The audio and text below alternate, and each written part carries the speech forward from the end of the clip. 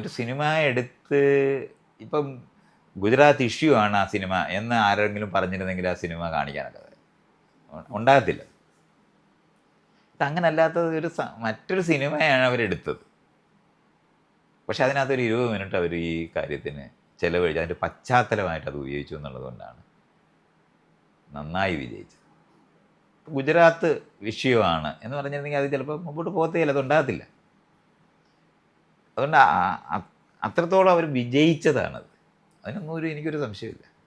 എളുപ്പമല്ലത് അങ്ങനത്തെ ഒരു വിടവ് കണ്ടുപിടിക്കാനായിട്ട്.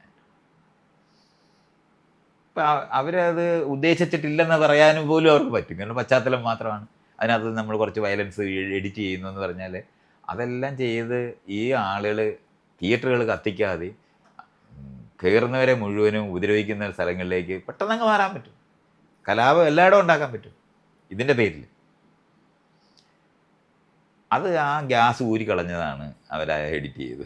അതും ഏറ്റവും നല്ല മൂവായിട്ടാണ് ഞാൻ കാണുള്ളൂ. ആരും പറയാതെ പറഞ്ഞു ചെയ്തു. സ്വമേധയെ ചെയ്യുമ്പോൾ നമ്മൾ നേരത്തെ ഓടുന്ന പട്ടിക്ക് ഒരു മഴ മുമ്പേ ഏറ് എന്ന് പറയുന്നതാണ് ആ സംഭവിച്ചത്. അതും നന്നായി ചെയ്തു. മുരളീഗോപി ഒരു വിധത്തിൽ ഇതിനൊരു പ്രതികരണമായിട്ടോ അല്ലെങ്കിൽ ഒരു ഇതിനൊരു റിയാക്ഷനായിട്ടോ ഒന്നും പോസ്റ്റ് ചെയ്യുകയോ പറയുകയോ ഒന്നും ചെയ്തിട്ടില്ല നാളെ ഇതുവരെ.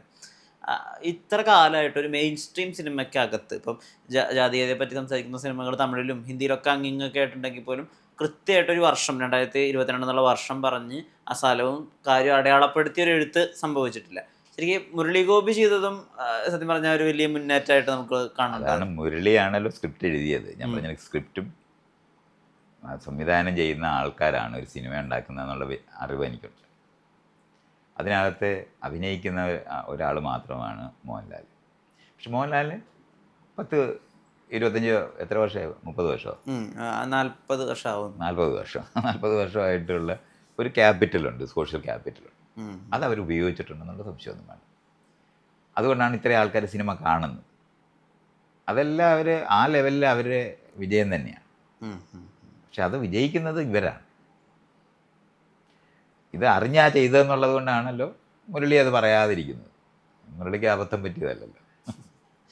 ഈ സിനിമ റിലീസായതിൻ്റെ പിറ്റേ ദിവസം മേജർ രവി ഈ സിനിമ കാണുകയും ഈ സിനിമ കണ്ടതിനും പിറ്റേ ദിവസമാണ് അദ്ദേഹം അന്ന് റിലീസിന് തന്നെ സിനിമ കാണുകയും മോഹൻലാലിന് വേണ്ടി അദ്ദേഹം ഈ സിനിമയ്ക്ക് വേണ്ടി മാപ്പ് ചോദിക്കുകയും ആ സബർമതി ട്രെയിൻ കത്തിച്ചതാണെന്ന് തന്നെ ഒരു ലൈവിൽ പറയുകയും ഒക്കെ ചെയ്തിട്ടുണ്ടായിരുന്നു. അതായത് മോഹൻലാലിന് വിഷമമായിട്ടുണ്ട്, മോഹൻലാൽ ഈ സിനിമ മൊത്തം കണ്ടിട്ടില്ല എന്നുള്ളത്. അപ്പോൾ അദ്ദേഹത്തിൻ്റെ അഭിപ്രായം പോലും BJP സ്ഥാനത്തൊക്കെ ഇരിക്കുന്ന ഒരാൾ വന്ന് പറയുക എന്നുള്ളത് ആ ഒരു ലൈവിനെ പറ്റിയിട്ട് മൈത്രേയൻ ശ്രദ്ധിച്ചിരുന്നോ? ഞാനത് കണ്ടില്ല. പക്ഷെ ഞാൻ ഈ ക്യാപ്ഷൻ കണ്ടിട്ടുണ്ട്. അയാളുടെ പടവും അയാളിൽ നിന്ന് ഞാൻ മറ്റൊന്നും പ്രതീക്ഷിക്കാനുള്ളത്. അയാൾ കുറേ നാളായിട്ട് പറഞ്ഞുകൊണ്ടിരിക്കുന്ന കാര്യമില്ല, BJP അനുകൂലിയായിട്ട് സംസാരിക്കുന്ന ആളാണെന്ന് നമുക്കറിഞ്ഞു. അതുകൊണ്ട് അതിൽ നിന്ന് ഞാൻ കൂടുതലൊന്നും അങ്ങനെ പറഞ്ഞില്ലെങ്കിലേ അത്ഭുതമുള്ളൂ എന്ന് മാത്രമേ കാണുന്നുള്ളൂ. പിന്നെ മോഹൻലാലിനെ രക്ഷിച്ചെടുക്കേണ്ട ആവശ്യം അയാൾ സിനിമയ്ക്കകത്ത് സിനിമ ഉണ്ടാക്കുന്ന ആളാണ്, അങ്ങനെയൊക്കെ പറയും. അതൊക്കെ അവർക്ക് ചെയ്യാം. ഞാൻ പറയുന്നത് രണ്ട് രീതിയിലും, പേഴ്സണലായിട്ടും ചെയ്യാം, പൊളിറ്റിക്കലായിട്ടും ചെയ്യാം. പൊളിറ്റിക്കലായിട്ട് ഈ സിനിമ ശരിയല്ലെന്ന് പറയുന്ന സ്ഥലത്ത് പറയാം, മോഹൻലാൽ പെട്ടുപോയതാണെന്ന് പറയാം. അതൊക്കെ പേഴ്സണലായിട്ടും പൊളിറ്റിക്കലായിട്ടും അയാൾ പറയും. അയാളിൽ നിന്ന് അത് മാത്രമേ കാണേണ്ടതുള്ളൂ. ഞാൻ അങ്ങനെ ഒരു ഇൻസിഡൻറ്റ് നടക്കുന്ന സമയത്ത് ഒരു അഭിപ്രായം പറഞ്ഞ് അയാൾക്ക് ക്രെഡിറ്റ് കിട്ടും. എന്തായാലും BJPക്കകത്ത് അയാൾക്ക് ഒരു പോയിന്റ് വരുത്തില്ലേ. അതൊക്കെ രാഷ്ട്രീയം അറിയുന്നവരും സാമൂഹികമായിട്ട് സ്ഥാനം കിട്ടണമെന്ന് ആഗ്രഹിക്കുന്നവർ ചെയ്യുന്ന കാര്യമാണ്. അതിനെ നമ്മൾ വേറൊരു തരത്തിൽ മനസ്സിലാക്കേണ്ട കാര്യമുണ്ട്. അദ്ദേഹം പലപ്പോഴും ഈ വാക്കുകളിൽ രാജ്യസ്നേഹത്തെ ഉയർത്തി തന്നെ രാജ്യസ്നേഹം പറയുന്നതിനെ ഒന്നും നമ്മൾ കാണുകയും കേൾക്കുകയും ചെയ്യില്ല. രാജ്യസ്നേഹം എന്ന് പറയുന്നത് വളരെ കപടം. ഈ മതതീവ്രവാദം പോലെയാണ് രാജ്യസ്നേഹവും. അന്യരെ കൊല്ലണമെന്ന് ആഗ്രഹിക്കുന്നതിനെ ആ ലെവലിൽ രാജ്യസ്നേഹിയാവും. നമ്മൾ നാഷണലിസം എന്ന് പറയുന്നതും പേട്രിയോട്ടിസം എന്ന് പറയുന്നതും തമ്മിൽ അടിസ്ഥാനപരമായ വ്യത്യാസമുണ്ട്. ദേശീയത പറയുക എന്ന് പറഞ്ഞാൽ മറ്റുള്ളവർക്ക് എതിർക്കുകയും കൊല്ലാനും പോകുന്നവനാണ്. മറ്റേതങ്ങനെയല്ല. നമ്മുടെ വീട് ഒരുക്കുന്നത്, നമ്മളെ ഇഷ്ടപ്പെടുന്നവർ, നമ്മുടെ നാട് നന്നാകണമെന്ന് ആഗ്രഹിക്കുന്ന തരത്തിലുള്ള ഒരു വികാരം മനുഷ്യർക്കുണ്ട്. അതിനെയാണ് നമ്മൾ രാജ്യസ്നേഹം എന്ന് സാധാരണ പറയും, മറ്റേത് ദേശീയത എന്നാണ് പറയുന്നത്. തമ്മിൽ വ്യത്യാസമുണ്ട്. Proud, I am proud being an Indian എന്ന് പറഞ്ഞ് തുടങ്ങുമ്പോൾ തന്നെ മറ്റുള്ളവനെ വെറുക്കാൻ തുടങ്ങും.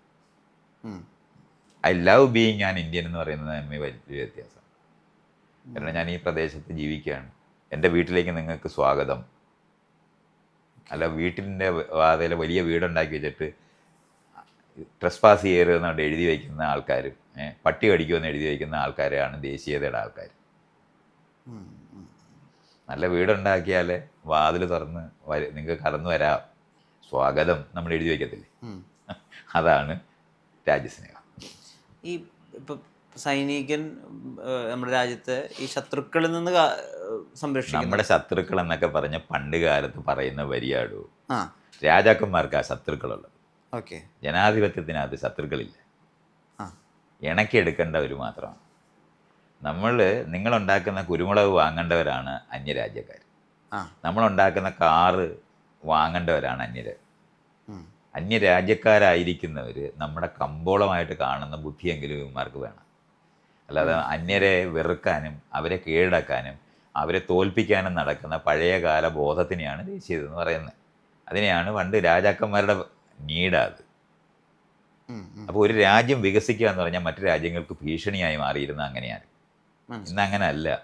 നമ്മളൊരു രാജ്യം മാത്രമേ ലോകം മുഴുവൻ വികസിക്കുക എന്ന് പറയുന്നതാണ് നമ്മുടെ ആവശ്യം. അതുകൊണ്ട് ദേശീയതയല്ല നമുക്ക് വേണ്ടത്, പട്ടാളമല്ല നമുക്ക് വേണ്ടത്. നമുക്ക് വേണ്ടത് പാലം പണിയുന്നതാണ് ചൈനക്കാർ ചെയ്തുകൊണ്ടിരിക്കുന്നത്. എല്ലായിടവും റോഡ് ഉണ്ടാക്കുകയും പാലം ഉണ്ടാക്കുകയാണ് ചെയ്തുകൊണ്ടിരിക്കുന്നത്. അവരെവിടെങ്കിലും പട്ടാളത്താവളങ്ങൾ ഉണ്ടാക്കുന്നുണ്ട്. നമ്മൾ ചൈനക്കാരെ പറ്റി പറയുമ്പോൾ അവരുടെ രാജ്യത്തിനകത്താണത്.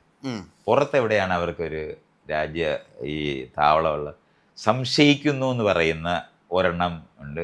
അവർ ഇങ്ങനെ ആളുകളെ സംശയിക്കുന്നു, ഞങ്ങൾ അവരുണ്ടാക്കുന്നു സംശയിക്കുന്നു. 750 താവളമുണ്ട് അമേരിക്കയ്ക്ക് പുറത്ത്, അവരുടെ രാജ്യത്തിന് പുറത്ത്. അവരാണിത് പറയുന്നത്, ഞങ്ങൾ സംശയിക്കുന്നു. ആയിരക്കണക്കിന് ആറ്റം ബോംബ് ഉണ്ടാക്കി കയ്യിൽ വെച്ചിരിക്കുന്ന അവരായിരിക്കും ഇറാൻകാരൻ ഇത് ഉണ്ടാക്കുന്നതെന്ന്. പണ്ട് WMD ഉണ്ടാക്കുന്നതെന്ന് പറഞ്ഞിട്ട് ഇറാഖുകാരനെ മണ്ടയിൽ ബോംബ് ചെയ്ത് അത് ഇല്ലാതാക്കി കളഞ്ഞില്ലേ ആ രാജ്യം. എന്നിട്ട് വലിയ WMD കണ്ടിട്ടുണ്ടായിരുന്നു. ഒന്നും കണ്ടുപിടിച്ചിട്ടില്ലല്ലോ. ഇല്ല. അപ്പോൾ പിന്നെ അവർ ആ ഇട്ട ബോംബൊക്കെ തിരിച്ചെടുക്കുമോ? ഇങ്ങനത്തെ പറയുന്ന സ്ഥലപാടും അത്. അതുകൊണ്ടാണ് ഈ രാജ്യസ്നേഹം എന്ന് പറയുന്നത് മതവിശ്വാസം പോലെ പ്രാകൃതമാണ്. ഓരോ പട്ടാളക്കാരനും ജോലിക്ക് തന്നെയാണ് പോയിട്ടുള്ളത്. കൂലി കൊടുക്കാതിരിക്കുക. എത്ര പേര് രാജ്യസ്നേഹം കാണിക്കും? ഈ മേജർ രവി സഹിതം തൊഴിലായിട്ട് തന്നെ ആൾക്കാർ പോയിക്കൊണ്ടിരിക്കുന്നത്. അവിടെ വളരെ പട്ടിണിക്കിട്ടാണ് അവരെ ചെയ്യുന്നത്. എത്ര പട്ടാളക്കാർ കംപ്ലൈൻറ്റ് പറഞ്ഞിട്ടുണ്ട്. അവരുടെ ഭക്ഷണം കഴിക്കുന്നതിനെ പറ്റി ആ പറഞ്ഞതിനെ 100 തവണ ട്രാൻസ്ഫർ ചെയ്തിട്ടുണ്ട്. വളരെ എലീറ്റായ ഒരു വിഭാഗം നടത്തുന്നതാണ് ഈ പട്ടാളം മുഴുവൻ. നാട്ടിനകത്തെ അധികാരമുള്ളവർ സാധാരണ പട്ടാളക്കാരാക്കും. അവരെ കൊണ്ടുപോയി വെടിവെച്ച് കൊല്ലും. ഒരാവശ്യമില്ല. ഇന്ന് പട്ടാളമല്ല വികസിപ്പിക്കേണ്ടത്, വ്യാപാരവും വ്യവസായവുമാണ് വികസിപ്പിക്കേണ്ടത്. നെഗോഷിയേഷനാണ്. എൻ്റെ കാലത്ത് ഒരു യുദ്ധമുണ്ടായില്ല എന്ന് പറയുന്നതാണ് ഈ ജനാധിപത്യ കാലത്തെ ഏറ്റവും വലിയ കാര്യം. എൻ്റെ കാലത്ത് യുദ്ധം ഉണ്ടായില്ല എന്ന് പറയുന്നതാണ്. അല്ല ഞാൻ യുദ്ധം ചെയ്ത് മറ്റവനെ തോൽപ്പിച്ചു എന്ന് പറയുന്നവനല്ല. അത് കാരണം കൊണ്ടാണ് പാകിസ്ഥാനിൽ മിന്നൽ യുദ്ധം ചെയ്ത് വിജയിച്ചു എന്നൊക്കെ പറയുന്നത് പ്രാകൃതമായ ലോകമാണ്. യുദ്ധം ചെയ്യുന്ന രാജ്യങ്ങളും തമ്മിൽ എന്തുകൊണ്ടാണ് ചൈനക്കാരുമായിട്ട് യുദ്ധം ചെയ്യാത്തത്? ഗുസ്തി പിടിച്ചല്ലോ, ഇത് തോക്കില്ലായിരുന്നു. അങ്ങോട്ടും ഇങ്ങോട്ടും തമ്മിൽ ഗുസ്തി പിടിച്ച് അടിച്ച് ആ തണുപ്പത്ത് വെള്ളത്തിൽ വീണ് ചത്ത് 10-22 പേര് ഇന്ത്യക്കാർ ചത്തിട്ടുണ്ട്. അവിടെ അപ്പുറത്ത് എത്ര പേര് ചത്തെന്ന് നമുക്ക് കണക്കില്ല. 100 കണക്കിന് ചത്തെന്ന് നമ്മളിവിടെ പ്രചരിപ്പിക്കുന്നുണ്ട്. എന്തായാലും ഗുസ്തി പിടിക്കേണ്ട ആവശ്യം എന്തായിരുന്നു? വേറെ തോക്കില്ലാത്ത രാജ്യമാണ് ഈ രണ്ടെണ്ണവും. യുദ്ധം ചെയ്യാൻ പറ്റാത്തത്രയും വ്യാപാരവും വ്യവസായവും ഉള്ള രാജ്യങ്ങളാണ് ഇന്ത്യയും ചൈനയും. അതുകൊണ്ട് ഇന്ത്യക്കാരും ചൈനക്കാരും തമ്മിൽ യുദ്ധമല്ല ആവശ്യം, നെഗോഷിയേഷനാണ് ആവശ്യം. ഇനി ഒരു യുദ്ധം ലോകത്തുണ്ടായിക്കൂടാ. ഇത് മുഴുവൻ ഇന്ന് ലോകം മുഴുവൻ നടന്ന് യുദ്ധം ചെയ്യുന്ന അമേരിക്കയാണ്. അവർ ചെയ്യുന്ന ആ ദ്രോഹപ്രവൃത്തി നമ്മൾ ആവർത്തിക്കുക എന്നുള്ളതാണ് ഇപ്പോൾ ചെയ്തുകൊണ്ടിരിക്കുന്നത്. അതൊരു പഴഞ്ചൻ ലോകമാണ് ഈ അമേരിക്ക എന്ന് പറയുന്നത്. ഒരു ജനാധിപത്യവും ഇല്ലാത്തൊരു രാജ്യമാണ്. ലോകം മുഴുവൻ എന്ന് പറഞ്ഞാൽ ബ്രിട്ടീഷുകാർക്ക് ശേഷം ലോകം മുഴുവനും കീഴടക്കി വെച്ചിരിക്കുന്ന ഒരു രാജ്യമാണ്. ആളുകളെ ആംട്വിസ്റ്റ് ചെയ്യുക എന്നുള്ളതാണ് അതിൻ്റെ പണി. അവരുടെ കഥയ്ക്കകത്താണ് നമ്മളിപ്പോഴും ജീവിക്കുന്നത്. ഇതുകൊണ്ടാണ് ഇപ്പോഴും ഈ യുദ്ധം തുടരുന്നത്. ഒരു പ്രാകൃത സംസ്കാരമാണ് യുദ്ധം തുടരുക എന്ന് പറയുന്നത്.